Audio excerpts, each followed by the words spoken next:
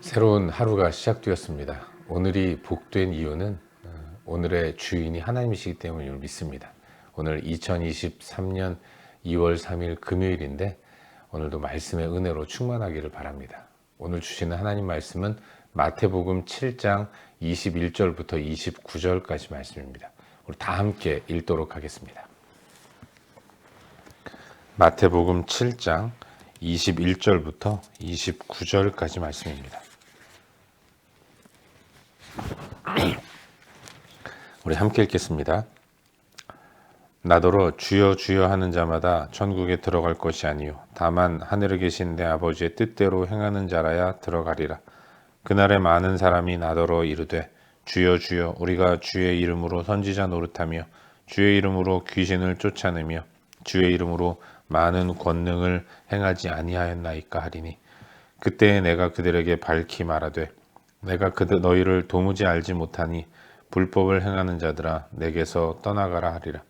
그러므로 누구든지 나의 이 말을 듣고 행하는 자는 그 집을 반석 위에 지은 지혜로운 사람 같으리니 비가 내리고 창수가 나고 바람이 불어 그 집에 부딪히되 무너지지 아니하나니 이는 주추를 반석 위에 놓은 까닭이요 나의 이 말을 듣고 행하지 아니하는 자는 그 집을 모래 위에 지은 어리석은 사람 같으리니 비가 내리고 창수가 나고 바람이 불어 그 집에 부딪힘에 무너져 그 무너짐이 심하리라.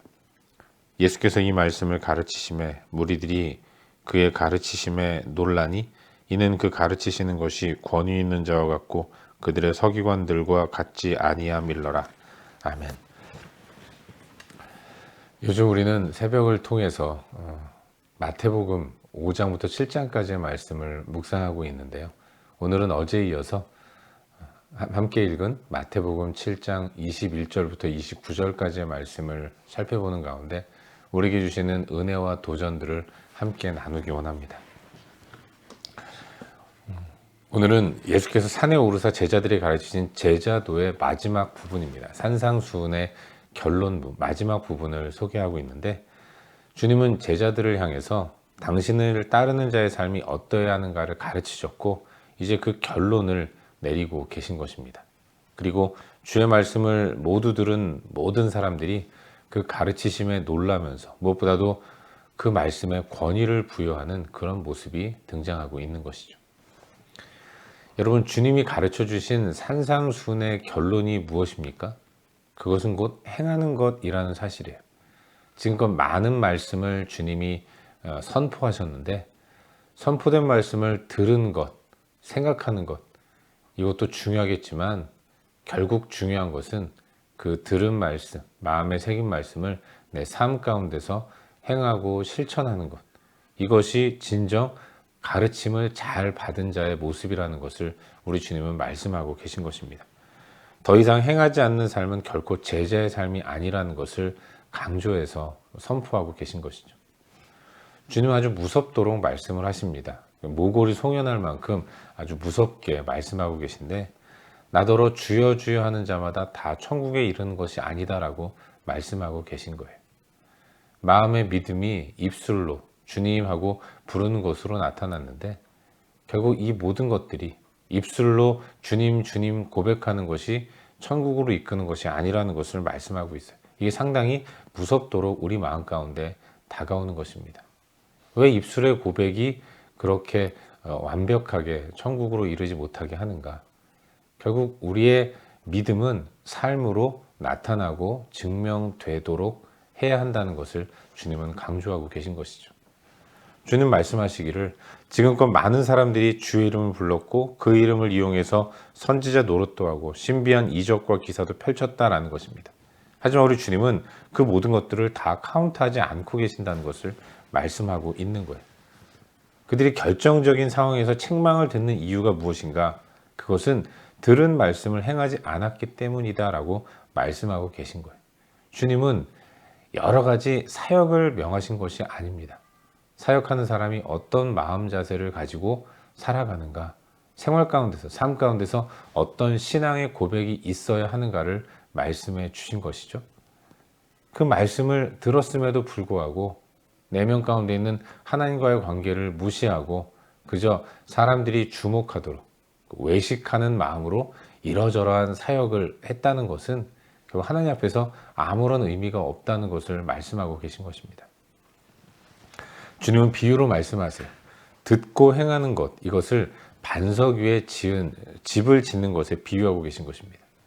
여러분, 집을 튼튼한 반석 위에 짓는다면 어떠한 비바람이 몰아쳐도 어떠한 어려움이 찾아와도 아무 문제 없이 굳건하게 서 있습니다. 하지만 견고하게 서 있는 그 집이, 하지만 비가 내리고 또 창수가 나고 바람이 불고 어려움이 있을 때에는 그 집이 모래 위에 세운 집이었다는 것이 반드시 드러난다는 거예요. 시련과 어려움은 반드시 찾아오게 되는데, 그때 그 집이 반석 위에 세워진 집인지 아니면 모래 위에 세운 집인지, 이것이 분명하게 드러난다는 것입니다. 반석 위에 세운 집이 무엇입니까? 말씀을 듣고, 말씀이 명하시는 것이 하나님과의 온전한 관계를 굳건히 갖는 가운데 그 은혜로 주께서 명하시는 대로, 주님 뜻대로 순종하는 것인데, 그렇게 생활하고 또 그렇게 사는 것이 반석 위에 세워진 것이라면, 모래 위에 지은 집은 그런 거 상관없이 하나님과의 관계는 별로 중요하게 생각하지 않고 이러저러한 하나님 나라의 사역을 행하는 것으로 자신의 존재를 증명하려는 것, 이것이 모래 위에 세운 집과 같은 것이다라고 주님은 말씀하고 계신 것입니다. 그런 것은 필연적으로 만나는 인생의 어려움 앞에서 결국은 무너지게 될 것이다라고 경고하고 계신 거예요. 많은 가르침의 최종적인 결론, 그것은 곧 행함에 있다는 것을 알 수 있는 것이고, 그것이 제자와 무리를 가르는 차이라는 것을 말씀하고 계신 것입니다. 이것이 오늘 우리가 함께 묵상하고 있는 본문의 전반적인 내용이죠. 그리고 오늘 이 말씀 가운데서 오늘도 두 가지 정도를 함께 생각해 보는 가운데 우리에게 주시는 기도 제목으로 삼고 또 함께 기도하기로 합니다. 먼저 오늘 본문 가운데서 우리 다 같이 22절 말씀을 함께 읽겠습니다. 본문 22절입니다. 함께 읽겠습니다. 시작. 그날에 많은 사람이 나더러 이르되 주여 주여 우리가 주의 이름으로 선지자 노릇하며 주의 이름으로 귀신을 쫓아내며 주의 이름으로 많은 권능을 행하지 아니하였나이까 하리니. 아멘. 우리가 늘 마음 가운데 생각하고 있는 부분은 내가 예수를 믿으니까 당연히 사역을 해야 한다는 것입니다. 물론 이 생각이 틀린 것은 아닙니다. 하나님은 사람을 통해 일하시고, 그래서 오늘 우리 시대까지 하나님의 복음이 전파되어져서 우리도 예수를 믿는 하나님의 사람이 된 것 아니겠습니까? 하나님 분명히 주의 일을 감당하는 그 사람을 통해서 복음의 확산을 이루시고 오고 오는 세대에 계속해서 그와 같은 방법으로 일하실 것입니다. 주님 오시는 그날까지 하나님은 주께서 택하신 자들, 그들을 부르시고 부름받은 그들이 변화되어서 하나님의 일들을 감당하도록 역사하십니다. 하지만 중요한 것은 하나님은 우리로 하여금 이 일을 시키기 위해서만 부르신 것이 아니다라는 것입니다. 택하심을 받아 구원을 받은 우리의 이 감사의 반응이 순종으로 나타나는 것이고, 그래서 뭔가를 한다면 그것은 하나님이 뜻하시는 대로 행하는 것이어야 한다는 것이죠. 간혹 주의 일을 하는 이유가 신앙생활을 좀 더 유익하고 즐겁고 보람되게 하려고 하는 사람들이 있어요. 그런 생각으로 사역에 참여하는 사람들은 항상 그 사역 가운데 내 생각이 들어가게 마련인 것입니다. 내 생각에 이러이러하게 하면 더 좋겠다. 그렇게 하면 내가 좀 더 뿌듯하겠다. 이런 생각을 하면서 주의 일을 감당하고 사역을 하는 사람들이 있는 것이죠. 하지만 주님은 그런 사역을 결코 기쁘게 받으시지 않는 것입니다. 연약한 죄성을 가지고 있는 우리가 고안하고 생각하고 또 여러 가지로 창조하는 것들이 과연 정말로 선한 것인가? 하나님의 뜻을 완벽하게 이룰 수 있는 것인가? 이걸 생각해 보면 결코 그렇지 않다는 그런 결론을 얻게 되는 것이죠. 나의 보람과 기쁨을 위해서 사역하는 것, 이건 곤란하다는 것입니다. 그래서 교회 좀 나오는데 좀 재밌게 신앙생활을 하지 않겠나, 이런 생각으로 이러저러한 사역을 감당하는 것은 바람직한 모습이 아니라는 것이죠. 나의 삶의 유익과 보람을 위해서 행하는 모든 것들은 사역이라기보다는 내 만족에 불과한 것입니다. 모든 사역의 영광은 하나님이 받으셔야 하는 것이고, 하나님은 하나님 당신의 영광을 알아서 스스로 받으시기 때문에 우리는 하나님 영광을 위해서 내가 뭔가 기획하고 생각하고 창조해서 일하는 것이 아니라 하나님이 주시는 말씀대로, 명하시는 대로 순종하는 모습이 이루어져야 하는 것입니다. 여러분, 제가 사역자 아니겠습니까? 근데 이 시대에 하나님의 성도들이 제 삶을 풀 서포팅 해주면서 주의 일을 하도록 도와줍니다. 그래서 주의 일을 하게 되는데, 이 모든 것들을 통해서 영광을 받으실 분은 하나님이라는 것입니다. 그리고 하나님 당신 스스로의 영광을 스스로 취하시는 분이시죠. 거기에 인간적인 방법론은 필요치가 않은 것입니다. 나 나름의 머리를 써가면서 이렇게 해야지 하는 것은 하나님 나라에 결코 유익하지 않다는 것, 우린 그걸 기억해야 하는 것이고, 내 방식대로, 내 뜻대로, 내가 계획한 대로 이루는 사역의 열매 같은 것이 보인다면 여러분, 그것은 나의 영광이지 하나님과는 무관한 것이라는 사실을 우리는 기억해야 하는 것입니다. 제가 가끔 설교를 하면, 제가 자주 설교를 하는데, 제가 설교를 하면 가끔씩 저에게 은혜 받았습니다라고 말씀하시는 분들이 계세요. 그런데 사실 그와 같은 것들은 나의 영광이지 하나님의 영광은 아니라는 것을 늘 기억해야 하는 것입니다. 여러분도 마찬가지. 여러분의 사역이, 주를 위한 사역이 정말로 주를 위한 사역이어야지 나의 기쁨과 만족을 위한 사역이어서는 되지 않는다는 것을 우리는 잊지 말아야 하는 것입니다. 우리가 먼저 해야 할 것은 내가 생각하는 계획들을 내려놓는 것이어야 합니다. 백지 상태에서 주께서 행하라 명하시는 것을 분명하게 깨닫고, 깨닫지 못했다면 깨달을 때까지 잠잠히 기다리고, 그렇게 주의 뜻대로 순종하는 것이 제자인 우리의 사역의 자세라는 것을 잊지 말아야 하는 거예요. 바라기는 오늘의 우리들의 삶이 진정 주의 뜻을 헤아리고 그 뜻에 순종함으로 사역해 나갈 수 있기를 주의 이름으로 축원합니다. 이거 하면 좋겠지, 나에게 유익할 거야, 이런 생각들을 다 내려놓고 오직 주의 뜻을 좇아서 주님이 원하시는 방법대로 행하는 그런 모습이 우리 가운데 있기를 바랍니다. 오늘도 참된 순종의 모습을 가지고 살아가는 저와 여러분, 우리 모두가 될 수 있기를 주의 이름으로 축원합니다. 한 가지만 더 묵상하기를 바라는데요. 오늘 본문 가운데서 마지막 절인 28절과 29절 두 구절 말씀을 함께 읽도록 하겠습니다. 함께 읽겠습니다. 시작. 예수께서 이 말씀을 마치심에 무리들이 그의 가르치심에 놀라니 이는 그 가르치시는 것이 권위 있는 자와 같고 그들의 서기관들과 같지 아니함일러라. 아멘. 여러분, 예수님께서 이 땅에 사셨던 1세기 시대에는 유대사회에 하나님 말씀을 가르치는 사람들이 대단히 많이 있었습니다. 전에도 말씀드렸지만 그 시대는 유대 가운데 경건주의 운동, 부흥운동이 엄청나게 일어났던 때였어요. 많은 명망가 중심으로 제자 그룹이 형성되었고, 여기저기 예수를, 그러니까 하나님을 믿는 유대인들이 어떻게 하면 좀 더 부흥을 이룰까 하면서 다양한 부흥운동을 일으켰던 시대였던 것이죠. 모이는 그룹마다 율법을 연구하고 율법의 내용들을 삶에 적용하려고 애를 쓰는 이런 모습들이 많이 일어났던 것이죠.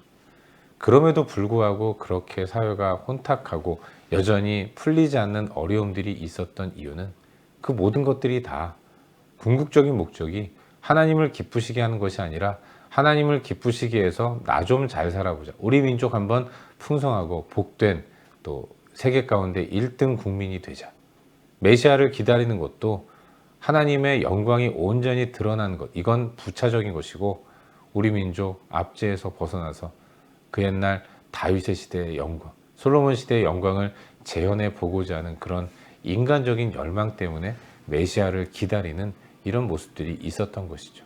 그래서 진정한 부흥은 일어나지 않았다는 것을 우리는 알아야 합니다. 여러분, 1세기 유대 사회는 여기저기서 활발한 부흥운동이 일어났지만 저마다 자신이 깨달은 깨달음을 가지고 말씀을 나누는 모습들이 있었지만, 그러나 중요한 것은 말씀을 연구하고 묵상한 것까지에만 머물렀지 그 말씀에 진정으로 순종하는 사람들은 그렇게 많지 않았다는 것입니다. 그 유명하다는 선지자들과 성경교사들, 서기관들의 숱하게 많은 가르침이 전혀 힘을 발휘하지 못했던 것이죠.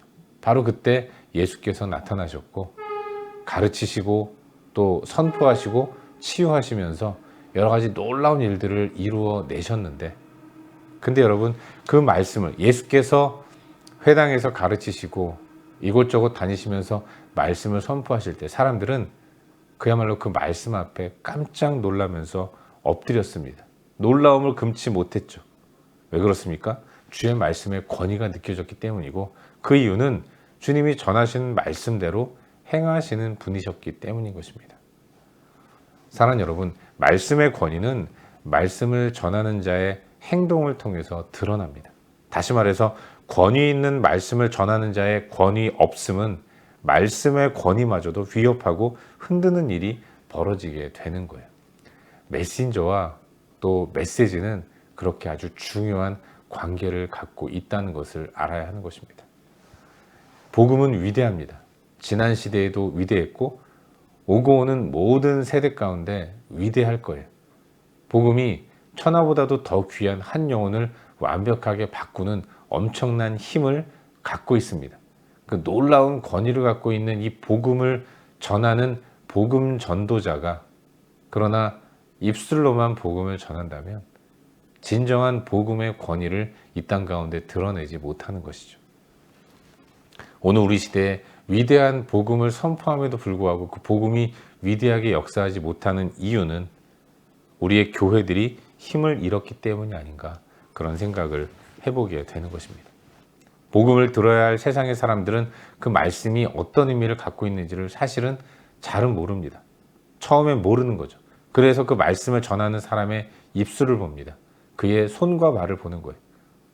말하는 사람이 어떤 사람인가를 보고 복음을 받아들일지 않을지를 결정하는 경우도 많이 있는 것입니다. 물론 하나님께서 택하신 자는 초자연적으로 역사하셔서 그가 말씀을 듣고 한순간에 변화되는 일들도 있었고 앞으로도 있겠지만, 대개의 경우는 복음을 전하는 사람의 삶의 모습, 입술과 또 손과 발이 어떻게 매치되고 일치되는 삶을 사는가, 이걸 보고 복음의 능력 앞에 엎드리기도 하고 그렇지 않는 경우도 생기는 거예요. 그래서 계속해서 우리에게 중요한 것이 바로 메신저인 우리의 삶의 모습인 것입니다. 그래서 주님은 많은 말씀을 하신 이후에 이제 최종적으로, 야, 내가 많은 이야기를 했지만 너희들이 듣기만 하면 뭐 하겠냐?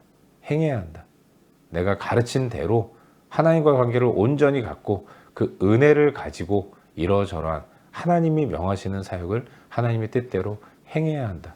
네가 할 일은 하나님의 통치를 받으면서 하나님 아래에 너의 위치를 두고 명하시는 대로 그저 다만 순종하는 것밖에 없다. 이렇게 말씀하고 계신 것이죠. 행함이 우리의 신앙을 더 굳건히 하는 경우도 있습니다. 어느 때에는 순종을 통해서 들은 말씀에 더욱더 굳은 신뢰의 마음을 갖게 되는 거 아니겠습니까? 정말로 그렇게 행했더니 이루어지는 것을 목격하는 가운데 더 하나님을 신뢰하는 자리로 서게 되는 거예요. 그래서 우리에게 필요한 것은 주의 뜻대로 순종하고 사역하는 것이라는 사실을 잊지 말아야 하는 것입니다. 바라기는 오늘의 우리들의 삶이 진정한 권위를 갖는 하나님 말씀대로 행하는 삶이 될 수 있기를 바랍니다. 그래서 행함으로 흔들리지 않는 굳건한 믿음을 가지고 굳게 믿음을 붙드는 그런 복된 하루를 사는 우리 모두가 될 수 있기를 주의 이름으로 축원합니다. 기도하겠습니다. 함께 기도할 때 오늘 주신 말씀 붙들고 기도하기로 하는데요. 하나님, 오늘도 주의 말씀을 행함으로 나아갈 수 있도록 도와주시옵소서. 주의 말씀대로 순종하게 하시고 내 생각을 내려놓게 하여 주시옵소서. 이 시간 들은 말씀 붙들고 함께 기도하기를 원합니다. 또한 우리의 중보가 필요한 많은 영역들, 그 부분들을 위해서 기도하시기를 바라고, 각자 개인적인 기도 제목 가지고 기도하시다가 일상의 삶의 자리로 나아가도록 하겠습니다. 함께 기도합시다.